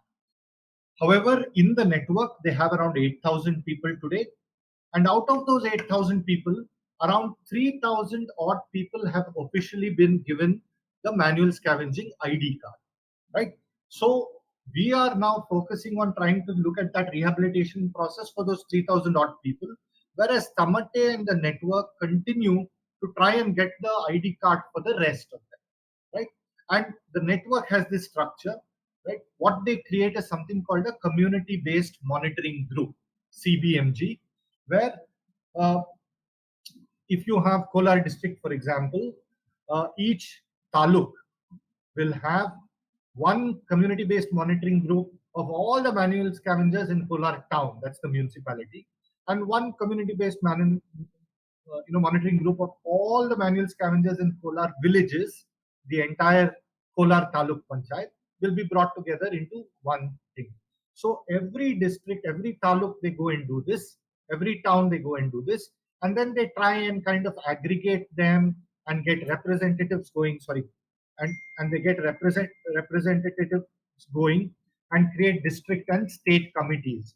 And these district and state committees actually engage with the Safai Karmachari Commission at the state level, with the Urban Development Department at the state level, and they assert themselves and demand, their rights and certain things which the government, and they've been successful in Karnataka to completely eliminate outsourcing. So all sanitation workers employed by the state government, none of them are outsourced, right? And that's a big achievement that they've done. So that's about the network and thing. And for them, this whole metaphor of their drum and liberating themselves from the drum, uh, that using what was essentially an instrument which captured their what they call slavery to the higher castes, right? Because they had to go use it at the beck and call of the Urin Gauda. That's how they say, right? And they were assumed. So the Urin Gauda would call them and tell them to do all sorts of these things, and they lived effectively on the mercy of the Urin Gauda. Whereas now they say they use that same cultural idiom to assert their rights, right? And therefore, when we talk about in the sanitation sector, when we talk about new technologies, when we talk about management capacities for new technologies, when we talk about public-private partnerships, they have a very strong pushback and say, listen, I do not want with the state. I have a democratic way. I know how to go do dharna. I have a way of asserting my right with the state. With the increasing kind of public-private partnership talk in the sanitation sector, and a lot of things private players taking up and driving it, I am far less powerful with a private player, right? Though I may get better jobs, what the private player does is to hire and to skill and to employ with no relation to the social history of some of this work. And I land up, I meaning this community lands up losing a lot. And I'd rather that the sanitation, official sanitation work as per the Karnataka Municipal Act and as per the decentralization, 74th and 75th Act, the state directly takes responsibility and does not abrogate it to private parties. That's their stand. That's their political kind of stand around the big picture questions. Yeah. One just last nuance. If we look at the PMSR Act, there is a very careful wording of one thing. What it says is that the kind of manual scavenging I said that persists today in the very beginning, the cleaning of septic tanks, the cleaning of pit toilets, the cleaning of manholes, etc., etc. It has stated in PMSR Act that those are forms of hazardous cleaning. It is purposely not calling it manual scavenging, right? Why? Because of this political issue that you have sanitation systems and sanitation systems need to be maintained, right? And the act dictates that all these sanitation systems need to be maintained with safety, with technology, etc., on paper, right? And that legal action is provided for these sanitation workers. For anybody who violates the act. That is, even if there is a CEO of a town who asks a manual scavenger to clean a manhole manually, he's still legally liable, right? But the act allows for the system to not call this worker a manual scavenger.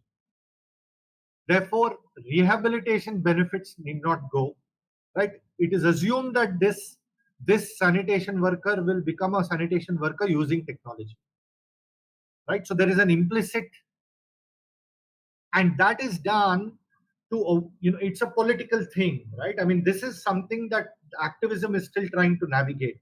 Why shouldn't these people be called manual scavengers and access rehabilitation? Of course, in the latest scheme called the Namaste scheme, there are some provisions being made. We have to see whether they will be implemented, but it's a very clever thing where the PMSR Act is explicitly saying there is a category of cleaning called hazardous cleaning, and workers doing hazardous cleaning without requisite safety equipment, medical emergency thing and technology, the act provides for the state to not call them manual scavengers. And that is the politics of this space.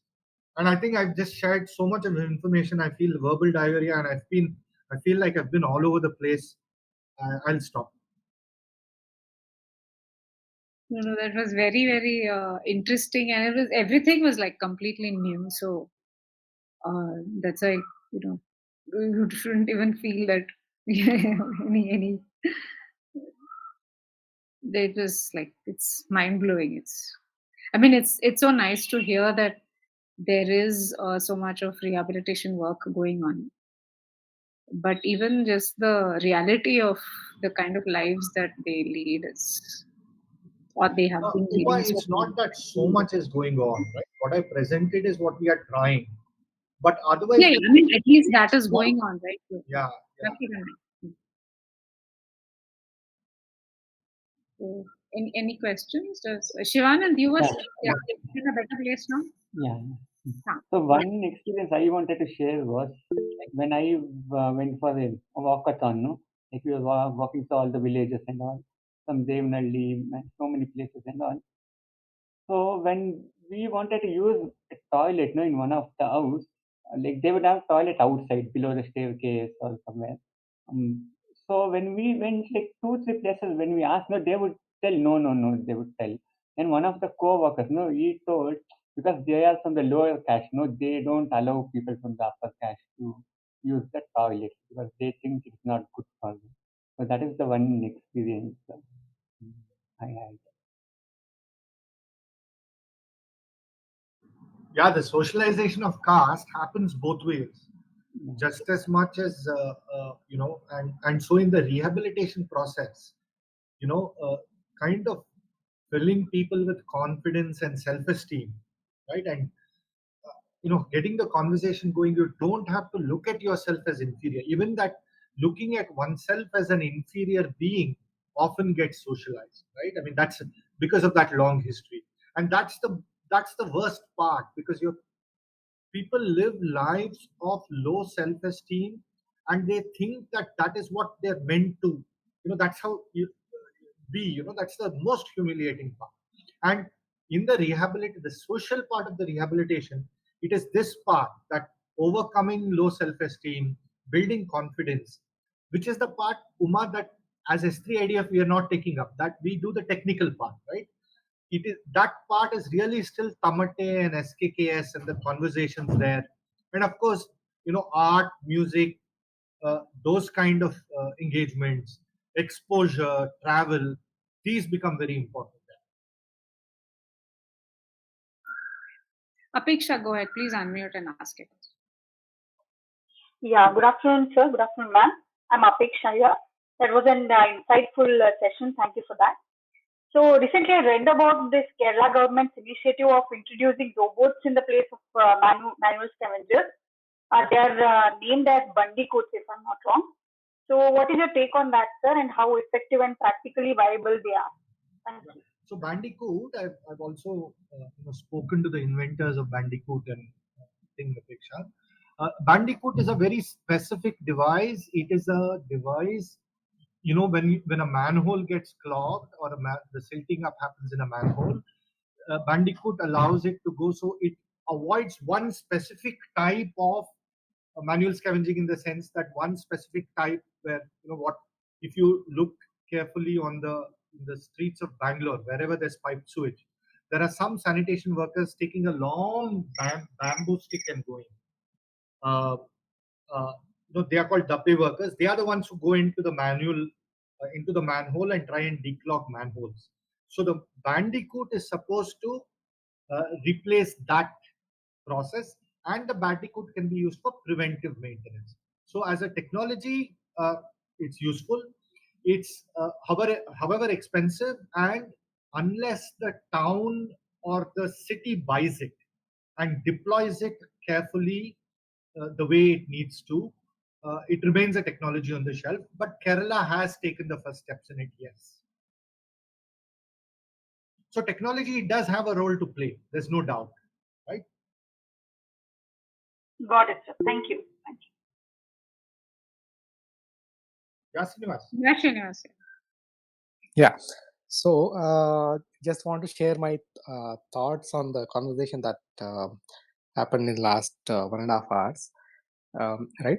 I think one is we are talking about a specific issue about manual scavengers and how to tackle that. But there is also a larger question that came up, which is how do these communities, which are the low caste communities, how do they integrate? Is there integration happening into the larger context and all that?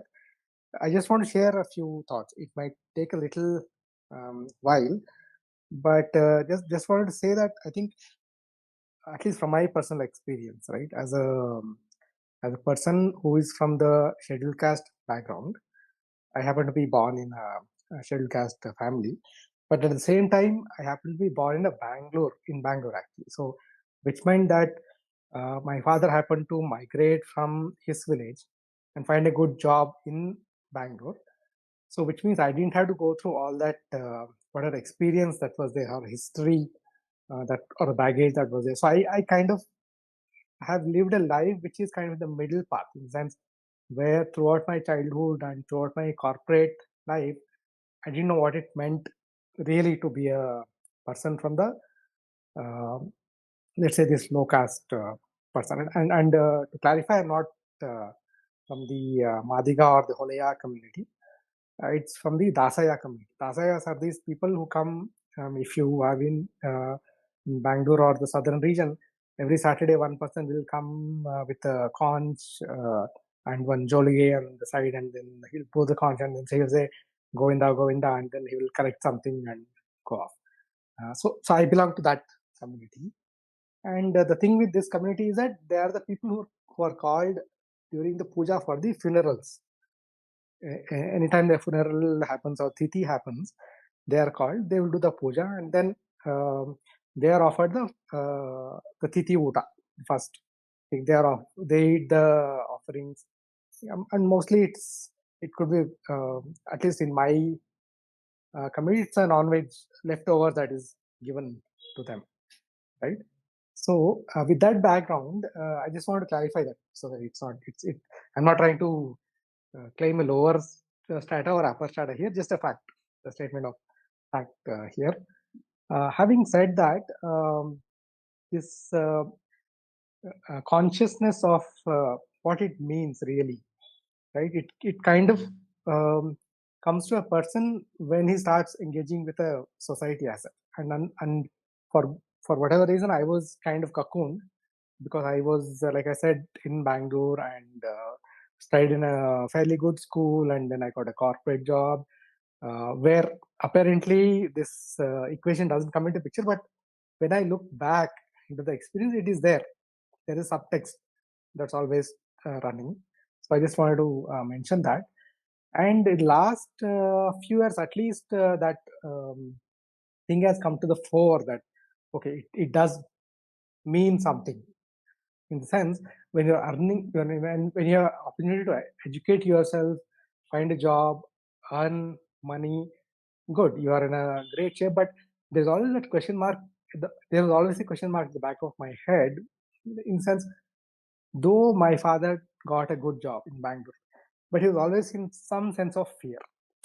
I could not understand where that is coming from, because I felt that he was kind of withdrawn and not taking the initiative. Whereas if I could see my neighbors, they were always doing everything very upfront and in the public view, whereas we were kind of hidden, right? So that now it is very clear to me, because once I came to know that, okay, this is what is happening. So there is always this, the one side of the story is that those who want to come up in this kind of societal structure, there is always that fear factor that what will happen if I like upset somebody who is above me, right? So that's one side of it. So it's actually a story by itself, but I'll just pause here and say that, okay, one side there is this community which is being empowered, or there are people who are trying to empower them and trying to make them more or trying to get or trying to make more opportunities available for them. But even though you tell them, but there is this apprehension at the back of their mind that there will be some repercussion at some point, because some higher ups or some politician or some officers, they will take a some other route to get back to you because you dare to come up in the society, right? I think that's something that we need to keep in mind when we ask this question, whether they're able to integrate themselves well or not into the society. The second story that I will also want to narrate is, it's kind of personal, but I'll anyway share it here, right? In our system, the Indian system, there is this hierarchy of caste for good or bad, right? And everybody is trying to climb up. And for whatever reason, I happen to kind of get into the wedlock very late into my. If I had done this 20 years back, maybe I wouldn't have noticed. But I posted my matrimonial profile 2 years back on various sites, right? And the pattern I noticed was that I used to think myself as educated, decently earning, and upwardly mobile kind of person, right? But the interest in the profile, the way it works in matrimonial society, the sites, if you have used, is that you get interest and you can post interest if you find something interesting and all that. I would post interest to people, girls or women, irrespective of which caste, what region they are from India, which religion also. But the response I would get invariably is from the scheduled caste Adi Karnataka person only, right? And it kind of intrigued me that, okay, I've been in this corporate world and cocooned probably, and I'm completely, how do I say this? Caught me by surprise. I was surprised not, right? That this thing is still there, ingrained in, and these are not people who are uneducated or anything, right? They are all urban people, well educated, everything you can call them with all the good check marks. Whereas if I looked at their profile, some of these profiles, there is always this essence, thing where they want to get ahead in the hierarchy. Let's say, for example, if you looked at a Vokaliga profile, the girl would say, I'm okay to marry a Vokaliga or a Lingayat or a Brahmin. If you looked at a Lingayat profile, they would say, I'm okay to get married to a Lingayat or a Brahmin. Or it's always, people want to go higher up in the hierarchy, not looking down. So there is this, I think maybe it's built in through centuries, that this mindset has come in the people. And unfortunately, it's there even in the most educated people, also most well-learning people also. It doesn't seem to matter. I'm sure I'm not trying to generalize here, but very pertinent in the sense, when the question comes, are people getting integrated? It needs to happen from both sides, right? People who are, let's say, downtrodden, they are kind of fearful, and people who are thought of as well educated, upwardly mobile, they also need to broaden their mind. Unfortunately, in my experience, that hasn't been the how do I say, my experience. I'm sure there are exceptions, right? So So when we ask this question in our own circles, I would request or ask each of you to reflect: is this a conversation at all in your daily social life, right? Or are we living in a bubble where we are thinking we are doing good in some sector that we are involved in, and we assume that okay, rest, the societal or the social kind of things will happen, or somebody else will take it, or even is that even a conscious thing in the back of the mind, right? So I would say it has to happen on both sides, but I sense that there is a big barrier because of historical reasons and all that. And even in the corporate world, just to give you a sense, is that I used to think that okay, I'm in a corporate world, but there is always this. Now that when I look back, there is this groupism which is preventing the sharing of key information with whether they pursue it as a nothing is spoken explicitly, right? I think that is given. Yeah, especially at least in the government sector, somebody will ask you, oh, which caste you belong to. It's very common. But in corporate, nobody will ask you that. But I think through the name or the way, whether you're a vegetarian, non-vegetarian, or your kind of the way you speak and all that, maybe they'll figure out. But I can see that if I look back, there is that sense of cohesion that happens within communities, and that becomes a barrier. Even if there is education, there is some more information that is required for somebody to move ahead. But if that is not coming through, then it becomes like at that point it seems like okay, maybe it just happens the way it is. Maybe they are friends, but without taking names or examples, right? But it's there actually, and that's the reality, right? So unless as a society we are able to, I don't know when that will happen, but it's unfortunate, but it's there. And like Avinash mentioned, there is progress. I'm not denying that, right? I myself have, if I have reached this stage in my life, that means something good has come from the system. But there's a long way to go. That's all. That's what I want to say. Yeah. Thank you so much. Srinivas, even in what you said, I realize I don't know if you meant it that way. What I realize as a response, to what Uma had said about integration and the larger issue of the larger social integration. It, what you said, Srinivas, was almost as though that onus of that integration lies with the lower caste. Actually, one should flip it out, right? I mean, you almost said it that way. I don't know if I got you right or but the onus should be the other way around, right? And that troubles me sometimes because you don't even know how. It's both ways. I didn't mean it that the onus is on the lower caste, but there is apprehension at the lower caste side. Whereas at upper caste, there is this broader set of people who are still living, though they are in urban and whatever, and maybe there is this elite,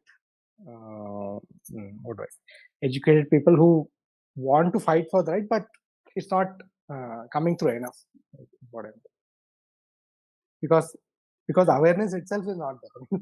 If you haven't experienced or seen these things, it's how do you know? Yeah, absolutely right. You remember, Avinash, you started the talk by saying that those of us, people from higher caste, they kind of live in a casteless society because the experiences of lower caste people are completely outside. I mean, it's outside the life experience of those who don't face that. I remember reading or either listening to an interview with a lady Dalit scholar who lives in the US. And she's quite young. She must be in her 30s only, I think. And she was talking about how her grandfather was not allowed to touch a book. He was working in some, he used to work in the garden or, maybe as a manual scavenger for somebody's house. She didn't mention what exactly, but she said that he was not allowed to touch a book. So and so how does, and she is now at a stage where she's educated and she's working in some university in the United States. So as you mentioned, Srinivas, there have been some positive developments, but that kind of experience is not there in a significant in the population that needs to, open its eyes to such experiences and see that this is also a lived experience of a very large section of our society. That is the need, I think. I mean, to be able to take in. So to read about such experiences. There's one Dalit scholar now who's becoming very popular. He's many interviews and he's written a lot of articles and said, called Suraj Yengde.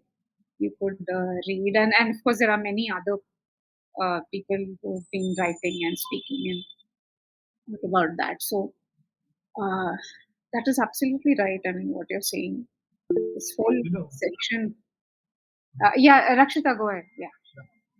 Yeah, like I must say, even in my native, that is in Maidala, untouchability is in practice. So there is a community like Volaya, like Avinash mentioned. So this particular community is not allowed to stay inside the village, and they're not allowed to enter the temple. So they are actually staying in the outskirts, like maybe near to the Maidala lake, that too on a Bande, on a hard rock. And these people would actually earn by working in our houses. I come from a Lingayat community. So as a child, like every time I would go back home from Tumkur to Maidala, then I wouldn't know, like I would love to play with those kids, right? And when they were asking water, like I would just give the glass that I am used to drink. And then my grandparents especially, they would like get really angry at me, like, you're not supposed to touch the glass that they have touched. So this was very tragic. And even now, but whenever we need help from them, we welcome them, like in the sense, like when there's a wedding, after there'll be certain ceremonies, like that after haldi, the sari that bride is actually wearing, that should be given to that particular community. For that we will invite them. So this kind of discrimination I would never able to accept, and even now it's still the same. And it's continuing. And to add on to what Srinivas spoke about, what he had to go through during his wedding, like in during my wedding as well, like within the Lingat community there are like 5 to 10 subcastes. So there is like pancha, something like, which is the something like that. And basic, that's the highest of all the subcaste within Lingayat. And there is Reddy, and there is, and only 2 or 3 subcastes like I was supposed to get married to. And there were like 1 or 2 subcasts where I am not supposed to get married. And even now people were like really rigid about that. Forget about getting married to the same caste, finding the right right subcaste was also very important even now. So that was yeah, like I don't know, like I would feel it's not right. Like it's okay, like if you want to restrict to Lingayat, okay. If you're not that open, it's okay. But like why that amount of rigidity, right? So that was not acceptable. Yeah, even now these people, the Olaya community, they're not allowed to enter the temples at all. Yeah, but whenever we need anything, like these people roam around the forest, and they will get some very highly nutritious the greenies like soppus. They would go and get it. For those, like we would ask them. So if we are allowed to touch the soppu that they have actually bought, like why I don't know. Like this I don't know this. I don't know. Very difficult for me to accept this. The other thing I've noticed, even within this work of trying to see what the rehabilitation is and what value we can add in a process that they've started, that Tamate and things start. By the way, the founder of Tamate, Ubalesh, himself was a manual scavenger. He started his life cleaning toilets in the Kyar market. Right? And so his story is an amazing story. But what one found in the development sector itself, right, when you're dealing with, is that a lot of the, especially some of the conversations with funders, some of the times you're conversing with people who are uh, either advising, commenting on, reacting to your program and the way you've designed your program and things like that, right? So there was a pattern, right? How even within the NGO quote unquote development sector, casteism plays itself out. Casteism is there, and some of the clear ways, they express themselves not at the personal level but at the program design level was the most people first thing they say is the point that Apeksha pointed out, right? Is they talk about technology. Eradication of manual scavenging for some people is all about technology. And the conversation will implicitly be we can train them to use technology. So the assumption there is they will continue to do the work, we will give them technology, there is a they, right? And they'll need to be trained to use the technology and we will give them technology, right? So that's how it expresses itself. So one is to look at technology as the primary problem is the absence of technology, right? It's not the entire history we spoke about. That's one thing.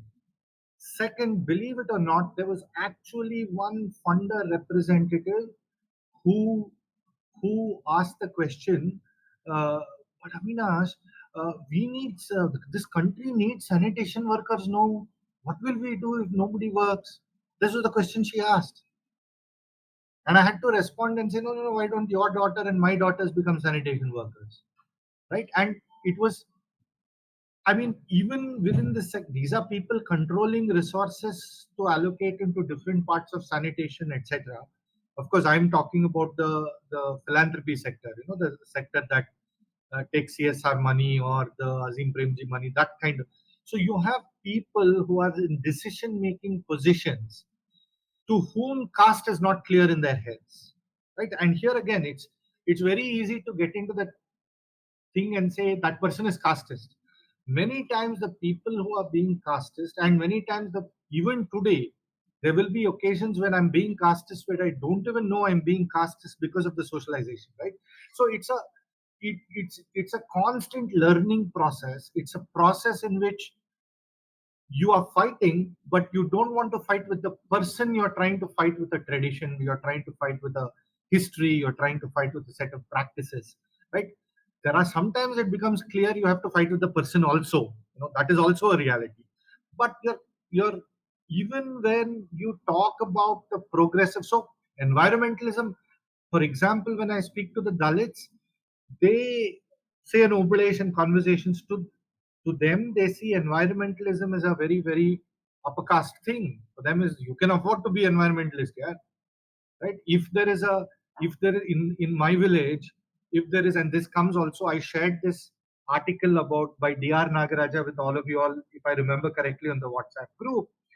If there is in a village, a lake is getting encroached, and on the encroached area, there is a housing colony coming, right?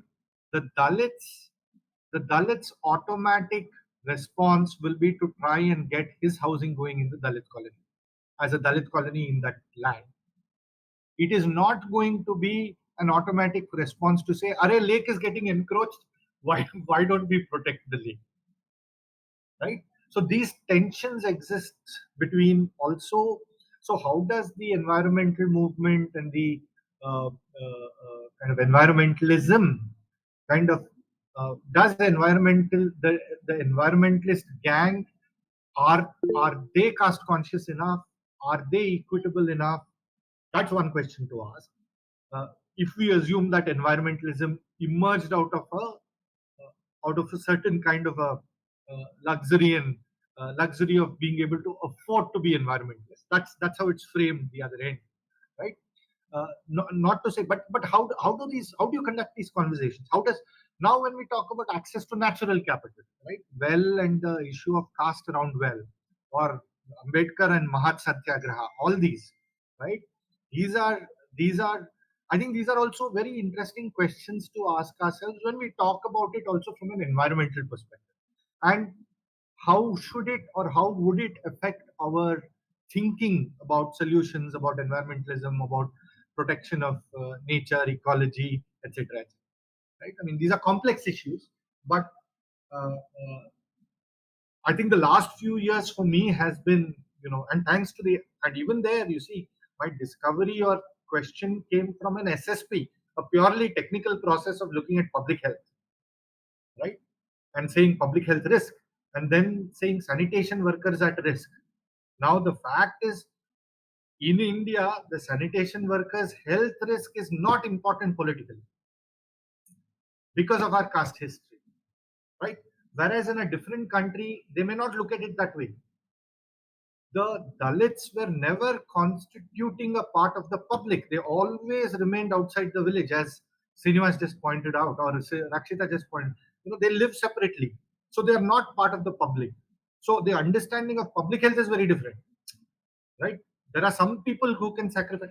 Are these kind of attitudes implicitly there in people who man these systems, who think, who design, right? And how do we deal with this? How do we navigate with this? These are questions that one grapples with.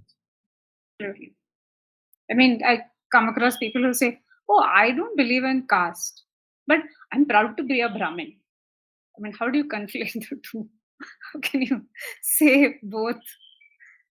So I don't know whether they are confused or whether whether it's they're able to make out the contradiction, the absolute contradiction in what they're saying, and it's all about the culture of Brahmanism. What culture? I mean, you don't have to bring caste. I mean, you can cut the caste out of the culture bit. And also another question. In many places, they when you're filling a form, a school form, or I mean, even when I was working in a dental college, there was a column for filling in caste. I refused to fill it in. I was working in KLE. It's a Lingayat institution. And they said, "Madam, ನೀವು ಬರೀಲೇಬೇಕು cost ಬರೀಬೇಕು." I said, ನಾನು ಬರೆಯಲ್ಲ, ಏನು ಮಾಡ್ತೀರೋ ಮಾಡಿ. If you're going to take me out of the job, take me out. I will not write. So, I mean, how do you, I mean, what is it? How do you, process these things? So, and I don't think we have the tools to kind of, at least, there is no, I mean, where does one go to kind of ask these questions and, everything has to be done at a personal level. My thing about caste anonymity, right, is like the story you talked about. I will not say caste. So there is that whole to annihilate caste, what Ambedkar said, and therefore caste disappears and should not be a part of the conversation. But can we get there without talking about caste? That's a question that thinks to me now. And in a milieu where affirmative action of some or the other kind is important, right? Uh, because look at it this way: your statement to say I will not reveal my caste, right, could as much be a statement to corner benefits that you don't deserve. You could also look at it that way, right? Which are available. So I don't think it's black and white, right? Uh, I find that very complex. How do you?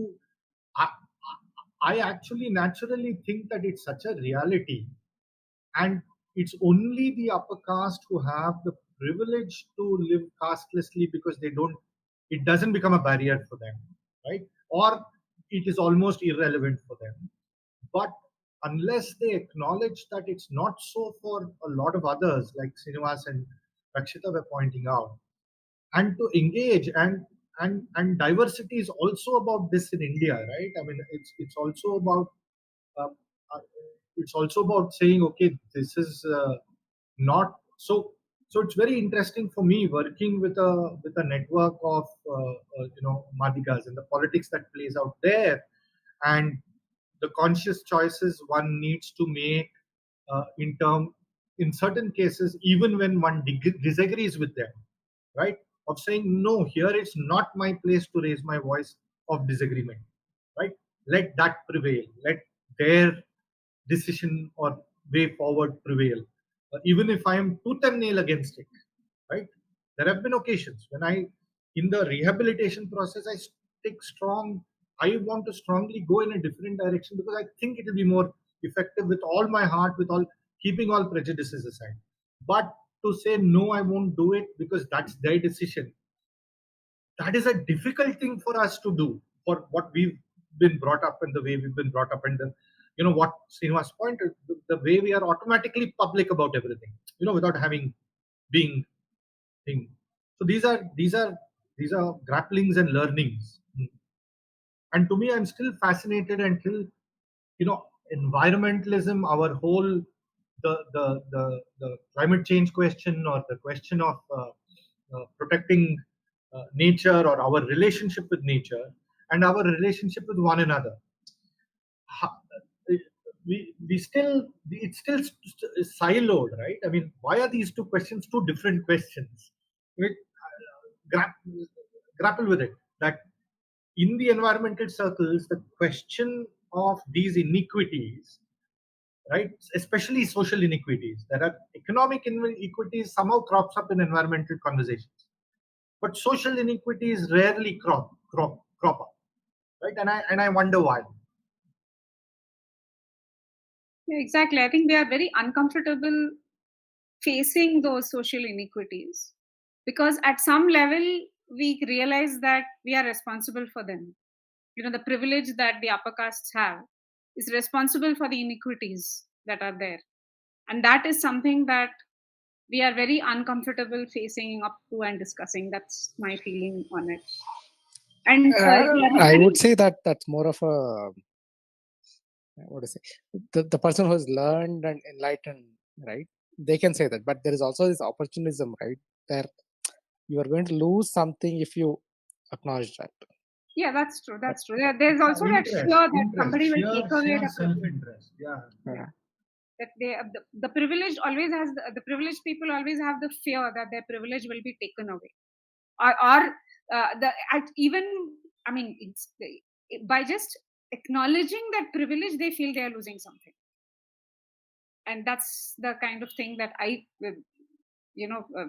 there's people who are so unwilling to accept that they are privileged, and it's almost like if they acknowledge that they are privileged, then they are losing something.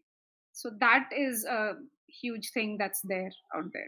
I mean, that's my feeling. And even the idea of merit has been defined, articulated, and dictated by those privileged few, right? I mean, merit, otherwise, who defines merit? Absolutely. Yeah, so there is a conversation now that instead of saying merit, you should actually, merit should be replaced by privilege so that the correct picture can be seen as to what exactly is happening. Kumar, should we do a time check? It's 1:10. Yes, it's 1:10. Yeah, so yeah, it's been 2 hours. So let's wind up. Thank you so much, Avinash, and thank you everyone. It was a really fascinating talk. So much, I mean, there was so much we don't know, and at least for me, it was absolutely eye-opening because I had no idea about a lot of these things. And the discussion following the talk was also very, very interesting. So thank you, everyone, and thank you for coming. Thank you, Avinash, and we'll meet again soon. Thank you. Bye, everybody. Bye, everyone.